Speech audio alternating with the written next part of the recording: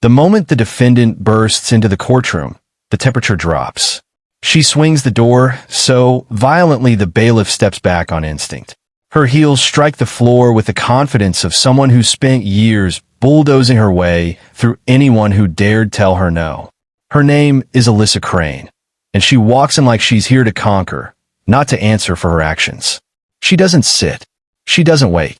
She plants herself right in the center of the courtroom and announces loudly, "I'm only here to prove a point. Nobody tells me what to do."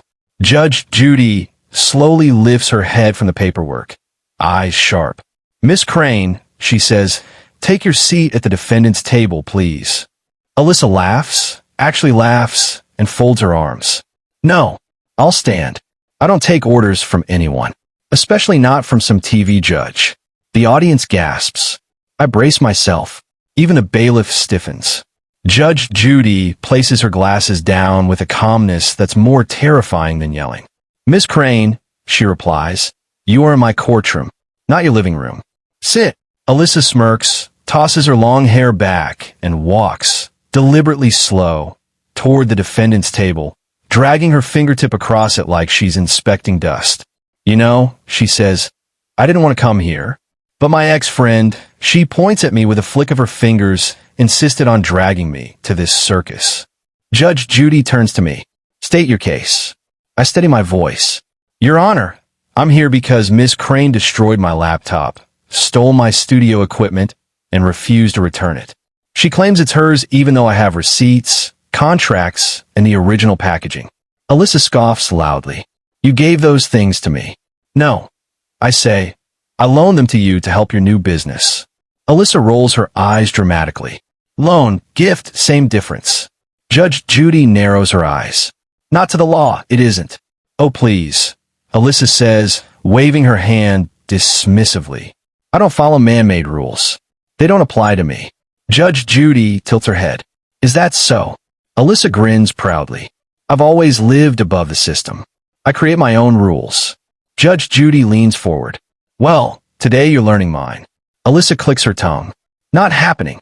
Judge Judy turns to me. "What do you have in terms of evidence?" I pass her the folder. Inside are the receipts for the equipment, screenshots of our messages where Alyssa promised to return them, and photos of the damaged laptop she threw across the room during an argument. Judge Judy flips through the pages carefully. "These are in your name," she remarks. "Exactly," I say. Alyssa's foot taps impatiently. "Those receipts mean nothing. I put in the creative energy. Without me, that equipment is worthless." Judge Judy lifts her eyes slowly. "So you're saying your creative energy entitles you to take other people's property?" Alyssa shrugs. "Basically." The entire courtroom stares at her like she's an alien who landed on the wrong planet. Judge Judy closes the folder decisively. "Miss Crane, you had no right to destroy the laptop. You had no right to withhold property that doesn't belong to you. You were given equipment on loan. Loans must be returned." Alyssa lifts her chin defiantly. "No, I refuse." Judge Judy taps her pen twice. "You don't get to refuse." Alyssa slams her hands onto the table. "Yes, I do. I don't care what you say.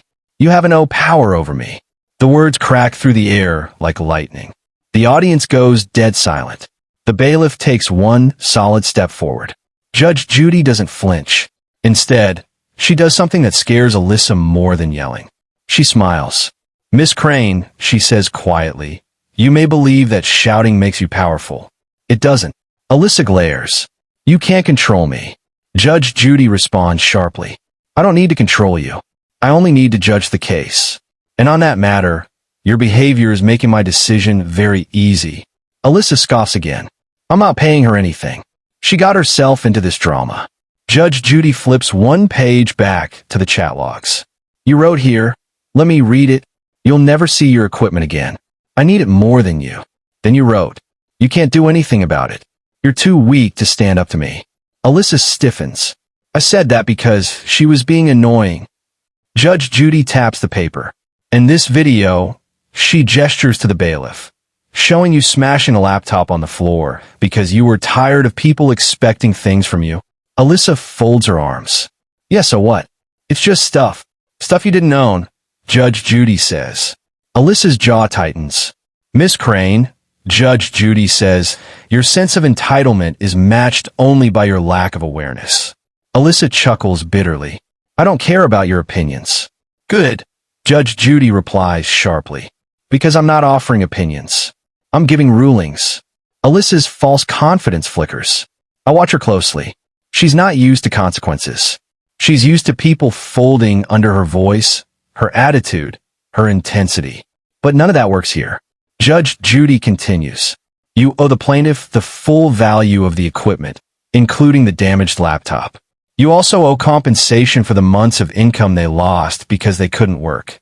Alyssa laughs harshly. And how much is that supposed to be? $50? Give me a break. Judge Judy's pen scratches across the paper. Fast, firm, final. Miss Crane, your arrogance has cost you exactly $7,280. Payable immediately. Alyssa's mouth hangs open. That is insane. No. Judge Judy answers calmly. That is consequences.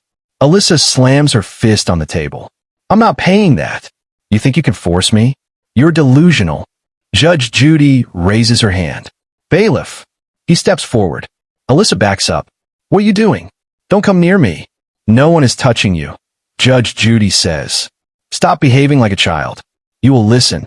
Alyssa's nostrils flare. You can't talk to me like that. Judge Judy's voice sharpens. I can and I will. And if you raise your voice one more time, you will be removed from this courtroom and fined for contempt. Alyssa stares at her, breathing heavily. For the first time since she walked in, she's silent. Judge Judy folds her hands neatly. You walked in here believing that no one could hold you accountable, that the world bends to your temper, that shouting will get you your way. She continues, each word cutting deeper. But today, Miss Crane, you learned something important. Your voice does not overpower the truth. Alyssa's face flushes bright red. You're just trying to humiliate me. No, Judge Judy says, I'm trying to teach you what adulthood looks like. Alyssa's hands tremble. She tries again, but her voice cracks. You can't just decide everything. Yes, Judge Judy says calmly, I can. That is literally my job. The courtroom laughs under their breath. Alyssa sits down hard, like the weight of reality finally hit her. Judge Judy looks at her one last time. You scream that I have no power over you. But Miss Crane, the truth is much simpler. The law has power over everyone. Alyssa swallows, unable to respond. Judge Judy bangs the gavel once. Judgment for the plaintiff. Court is adjourned. I gather my papers with shaking hands, not from fear, but from relief. Alyssa stays frozen in her seat, staring at the table, her entire ego crushed in 10 minutes. As I walk out, I hear her whisper to herself, I didn't think this would happen.